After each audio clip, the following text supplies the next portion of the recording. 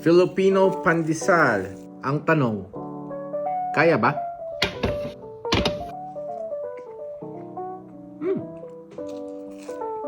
Siyempre kaya.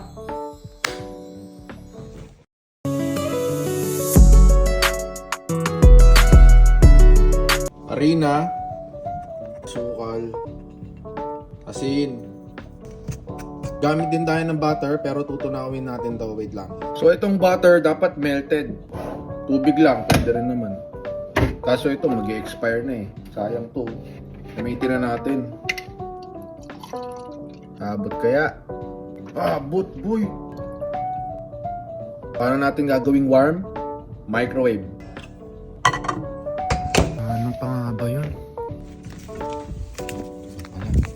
Lalagay pala tayo dito ng 2 teaspoon na yeast. Ito na, bubuhos na natin yung tinunaw natin butter and meron tong milk.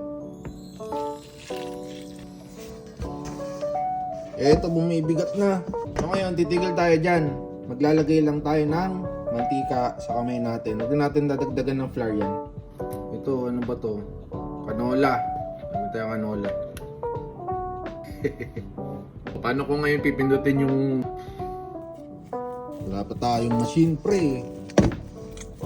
Masahe na lang. Kaya naman eh. Ayun, so pagka pagod na kayo, pwede na kayong tumigil. Ayan o, ito na yung itsura. Ngayon, magpapahinga lang to kasi nga, papaalsahin natin. So, lagay natin sa bake. Mga pinakamababa. Ano ba pinakamababa nito? O yan, 170. Bake time, siguro 1 minute lang. Tapos, syempre, hindi natin kakalimutan takpan niya. Baka makita ni Mrs. to, umapaw, tapos tumapon sa oven. Okay, ito lang siya.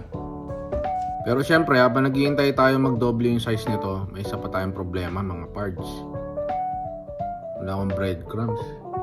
Meron dito. Malamang champurado, hindi pwede. Yan, ito. Pancake. Green peas, malamang hindi pwede. Pali. Pwede pa to.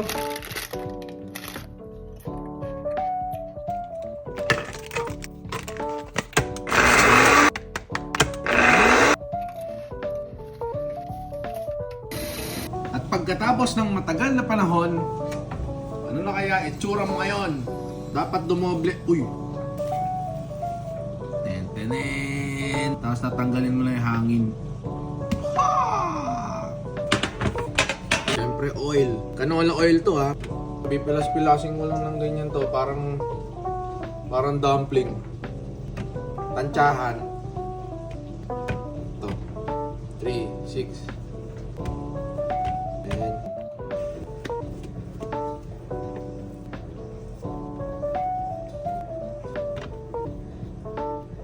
One, 2, 3, 4, 5, 6, 7. 21 pieces.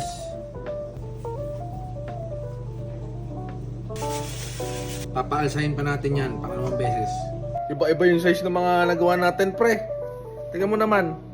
Ayan o, medyo maliit.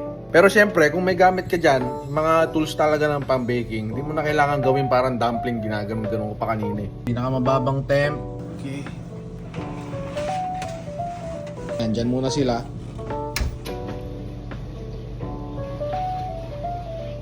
Uy, lumaki na siya oh. Bake natin to siguro mga 20 minutes. 350 Fahrenheit. Fahrenheit yun nandito eh. Convert nyo na lang. Iba-iba yung sizes po, tek. Okay mga pre. Ready na oven natin. Bake na natin to. Ito na mga pre. Tumunog na ang ating oven. Which means, luto na to. Bango.